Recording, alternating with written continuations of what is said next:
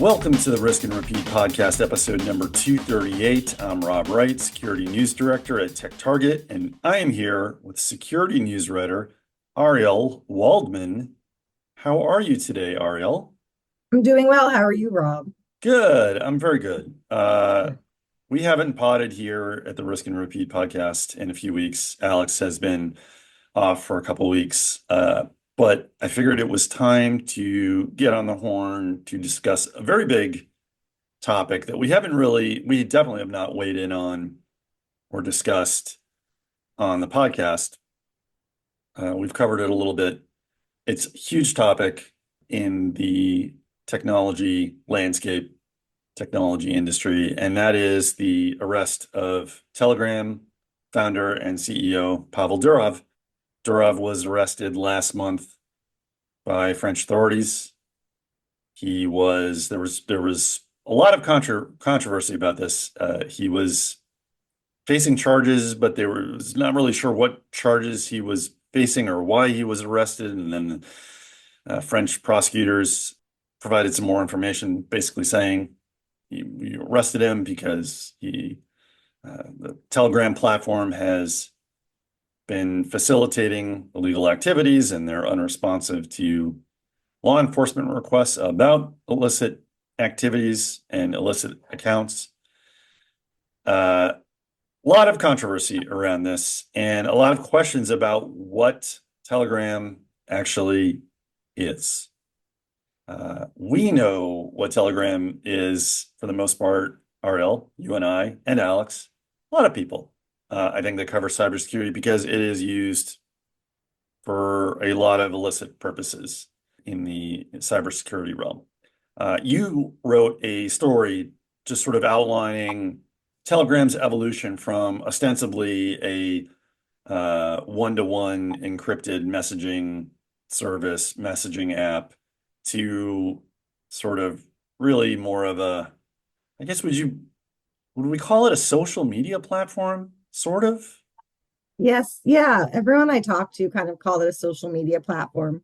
You can amass a lot of audience members through the platform. You can create groups and channels, and I think that was part of the allure of it is that you can use it as a social media platform, especially for hacktivist groups and kind of groups like that to gain awareness. Yeah, it's become quite popular among a variety, I guess, of different threat actors, from hacktivists, your general cyber criminals, malware authors, ransomware gang members, et cetera, et cetera. Uh, and I think, what is the limit? Up to 200,000 members of I think of a channel on Telegram. I think that's the limit. I mean, that's a lot of people. Yeah, Um, 200,000. and you spoke to a bunch of people, cybersecurity vendors, threat researchers, analysts, et cetera, about sort of what Telegram is in the cybersecurity space, how it's viewed. So what was the, I guess, consensus? How did the InfoSec experts talk about Telegram? What was their view of the platform? They all agree that it's used for an array of cyber criminal activities, anywhere from drug trafficking to malware, the sale of malware, sale of stolen credentials, anything kind of taken in a data breach, they advertise through Telegram. Mm, So that's, yeah. And then they also use it for some dating scams, which I talked to about to a source, and he said that can kind of it can leave people in debt and like with no money, these really horrible scams. right. So yeah. So they all agree that's used for a broad array of illegal activities. They use it to advertise the illegal activities, to sell the stolen credentials and everything like that. It They said it started kind of right, like usually abuse starts right away on a platform like this, but it really kind of took skyrocketed in 2020, especially with Mm, activist groups. So over the last few years, it just seems to keep getting worse and worse over the past 4 years, which is concerning as well. And yeah, it's just used for such a broad array of illegal activities, and there's not a lot of moderation on Telegram's side. There's a lack of security checks, which kind of propels it further and allows them to do all of these illegal things on the platform. Yeah, it's interesting because obviously it seems like the authorities in this case, French authorities, were very concerned about, things like uh, child pornography and drugs and other types of, non-cyber illicit activity, non-cyber crime. Uh, but then you read a lot of reports from different companies. I know you talked to Intel 471. There's some other vendors, some other threat intelligence vendors and providers that have written extensively about what's gone on the platform and sort of how Telegram is used and leveraged and how popular it's become amongst cyber criminals and threat actors. And the thing that's interesting to me, I remember years ago when we first started to see Telegram kind of pop up more in different threat reports, so and so put ransomware gang put this out on their Telegram channel, or we saw these stolen credentials being sold on this other channel or whatever. Uh, they a lot of the coverage would always kind of mention that, well, there's no moderation and the platform and its CEO, Durov, are very pro, this is an encrypted service and we're not, they say they don't interfere and they don't snoop and they don't turn anything over to law enforcement. A lot of times you read that stuff for different platforms, apps, etc. And to me, I always kind of thought, sort of my default thinking on this is, well, of course they're going to say that. They're a startup. They don't want to scare people off, but they probably are responding to some law enforcement requests and taking down some illicit activity. But it seems like in this case, they really were taking a very hardline approach to working with government entities and law enforcement and not cooperating at all, really. Is that the sense that you got from talking with the experts that you spoke with for the story? Yes, definitely. I think that Telegram has a lot of features like the secret chats and everything Yep. like that. And Telegram's taken, like you said, a hard stance against giving any information about the users to law enforcement or working with law enforcement. I don't think this is the first time law enforcement has attempted to get information from Telegram about a cyber criminal. It's happened other times from Yep. other countries and other governments, and they have not given up any information on the user. So Yeah. that's definitely correct. They're not cooperating with law enforcement as far as my sources have said. Yeah, and there was that, I remember that line from, I think it was the Intel 471 report that they published, I think in the wake of Durov's arrest. And let me find it here. Yeah, Telegram has intentionally designed it to be difficult for authorities. And it seems like not only the way that it's designed, but the philosophy of Durov, and I guess the rest of the company, we don't really know how big it is. I think he said they have, 30 something engineers and less than 100 employees. It's unclear, but that they are uncooperative with law enforcement requests or even people flagging potentially uh, legal activity. Now, what's interesting is, and you mentioned this in the report, but following his arrest and I guess the clarification of what the charges were, Telegram kind of made a stealthy change to its FAQ to some of its policies, it seems like, um, earlier this month.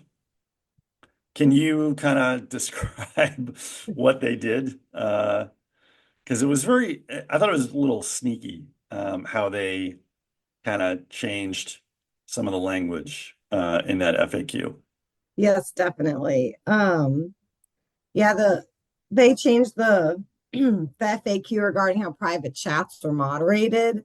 They kind of said they updated it with reporting and takedown request options. That was related to private chats. They said we do not process any requests related to private chats initially. And Yep. then after the arrest, they changed that to say that they updated that they will to take down request options. But that was only after he was arrested. And I'm not exactly sure how the source code and everything works for dealing with that. But I talked to some InfoSec experts, and they said it probably won't have much effect on the platform's widespread abuse. So I don't know if Yeah. that was just for looks Yeah. that they did that, or Yep. yeah. And then more recently, Durov on his Telegram channel said that they will start sharing IP addresses and phone numbers Mm. of users who are reported.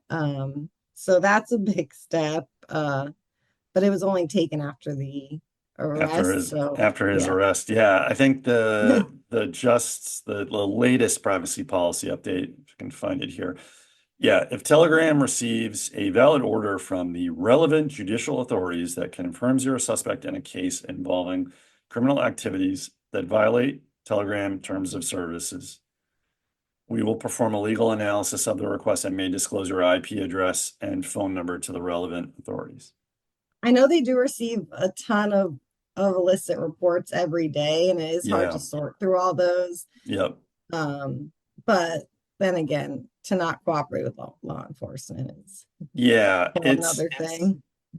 it's interesting. And going back to the first change earlier this month with the Mhm. FAQ, I remember reading that you had mentioned the source code. A Telegram spokesperson, I think, had talked to a couple of media outlets, including The Verge, or sent a statement to them, basically saying, nothing's changed. Anybody can look at our source code and see that there's been no changes.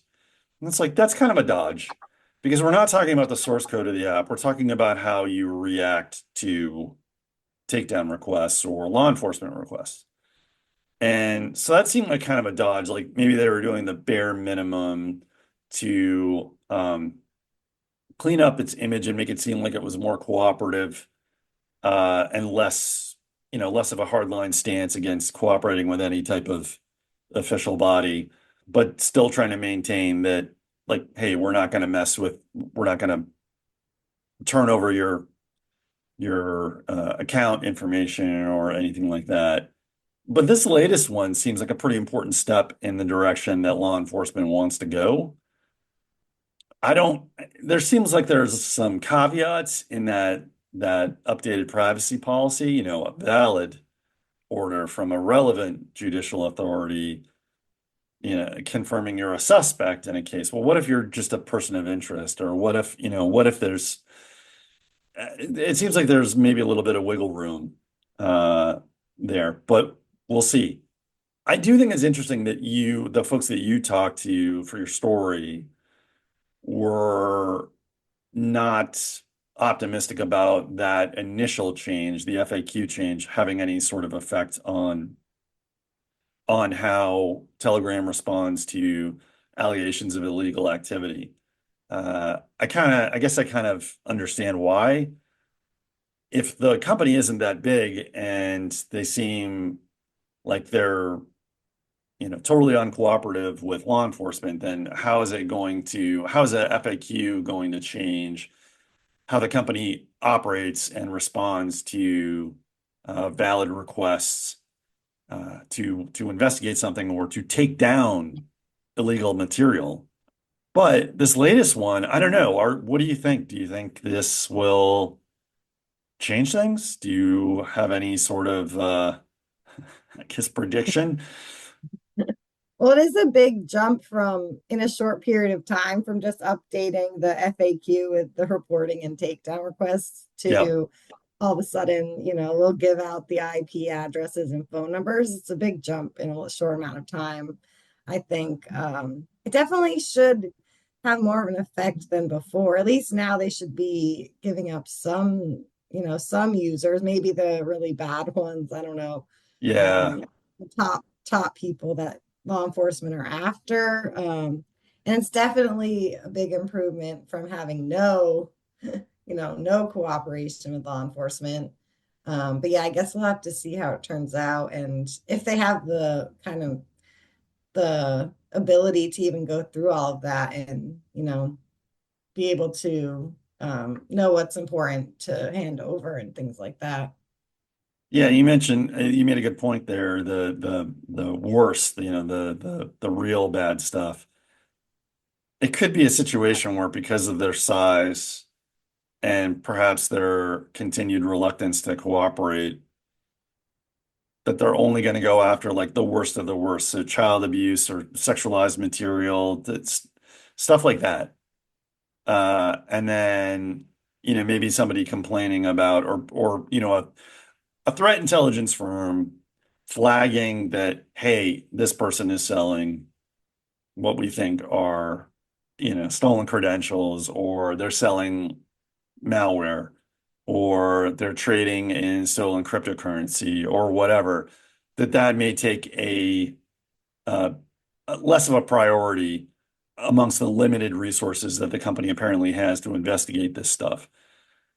So even with that change, I don't know. You can't like force Telegram or Durov to hire more people to be more responsive to this type of stuff and start moderating the content.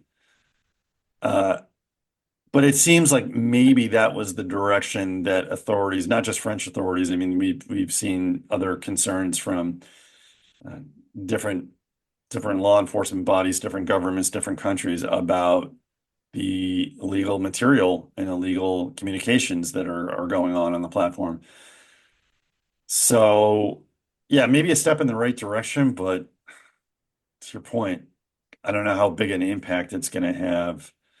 Uh, and one thing that really struck me too was I guess I hadn't really digested how popular this app has become, especially recently, and how widely it's used in certain countries. It really struck me. I don't know if you were as familiar with like how big the app has been. I know people contact me from time to time asking if I'm on Telegram or can we message through Telegram, and I always opt for a different, not to play favorites, a different platform if they want, private communications, a private chat, whatever.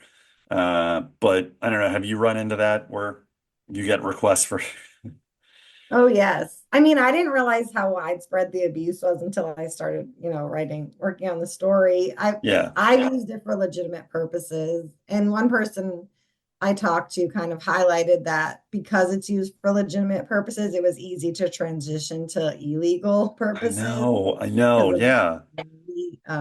yeah, people request to talk. Not so much anymore. I feel like it was more popular. I got more requests to talk through Telegram like last year or the year before, a little Yeah. more. It's kind of changed now. But yeah, the legitimate purpose of the app was kind of drew the cyber criminals in, Yep. kind of ironic. I know, for real. And then we should mention this because I think this just happened maybe yesterday, or maybe it was today. I don't know. It's always time zones are always tricky. But I guess the Ukrainian government has finally fully banned Telegram. They, I guess, have had concerns about the app and usage of the app in the country for some time. And I believe the defense minister had said that there was quote unquote substantiated evidence that Russian intelligence agencies had access to encrypted messages, even deleted messages. So private data that was being exchanged through the app, through the platform, and that was a no-go. Obviously, with the conflict going on abroad with the Russian invasion of Ukraine, that's something they probably take very seriously. You don't want people in positions of power or any type of uh, level trading confidential or sensitive information on Telegram if you think it's been compromised in some way, if you think that a government body has some access to it. And I think that the response from Telegram is, like you would expect. I think never provided any information to any country or any government, including Russia, so on and so forth. But this is something that a lot of people have had concerns about for some time. Who knows if those concerns are legitimate? Who knows if there's any law enforcement agency that has secret access to messages on the platform? But the fact that Ukraine is taking that step, I find it pretty interesting. Um, Clearly, they have deep, deep concerns about the app and don't want people using it. And they must have a significant amount of people in the country using it, whether it's, you know, I'm not talking just hackers and cyber criminals that may reside in the country. I'm talking about like just your average citizen. So definitely an interesting development. I wonder if other countries have similar concerns and may follow suit. But for now, we're just sort of waiting to see what happens with Durov. Are they going to move forward with these charges? Is he going to be, are they going to drop the charges? Maybe French authorities feel like enough response has been made on the part of the company to play ball, essentially, to not bend the knee, but at least like cooperate on some level with law enforcement agencies. So who knows? Maybe the charges will be dropped. Maybe this will see a trial in the near future or distant future, depending on how quickly the court system works in France. This would probably take a while over here. So, uh, but yeah, I guess the last question, what do you think? Do you think any of this is going to like put yourself in the mind of the cyber criminal or the average threat actor? Does this give you any pause? The changes, the policy, the arrest, does it give you any pause about using the platform? Or do you feel like it's fine, it's all good, we're going to keep using it, it's the best platform to do this kind of business, et cetera, et cetera?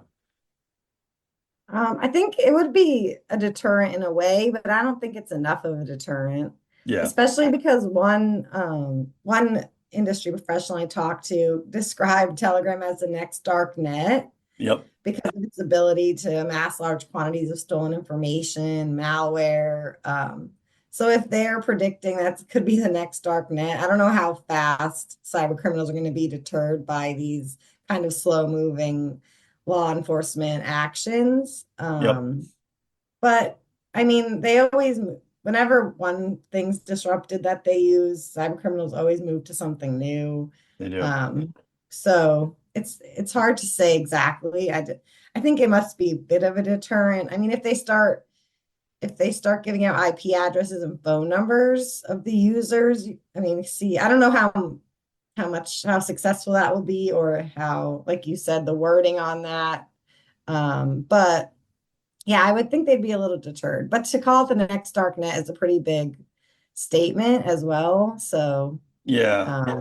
yeah, so it's hard to say. I've seen a few people refer to it as the, next dark net, like bringing the dark web to the public internet, basically, so that you don't Yeah. have to go to a Tor site. I mean, the cyber criminals will always go back to a Tor site if they need to, but the convenience of using the app this way, I could see a Yeah. lot of folks just sort of going with that out of inertia and not having like real concerns that they'll be one of the many, many, many illicit users on the platform that requires an investigation and a court order and et cetera, et cetera. And as long as you don't make too much noise, you're probably okay.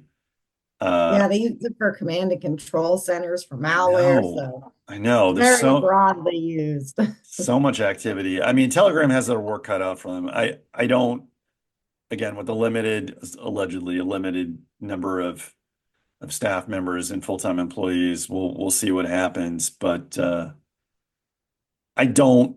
I think I'm kind of with you. I don't think it's going to be much of a deterrent. But I'll be watching with interest to see if there's any change in, I guess, cyber criminal activity on the platform moving forward. If this is any kind of deterrent or makes any kind of dent in the stuff that the analysts and the threat intelligence firms are seeing on the platform. Because as we've discussed at length here, it's been a lot the last couple of years. It's been a lot. Yeah. So we'll keep an eye on it, but I think we can probably end it there for now. Ariel, thank you so much for number one, writing the story about Telegram and really getting into the thick of it and what's going on with Durov, the arrest, and how the platform has evolved. Really appreciate it. And obviously discussing it here with me and the podcast. Thanks for having me on. And thank you to the readers and listeners of Tech Target and the Risk and Repeat podcast. I'm Rob Wright, and we will see you next time.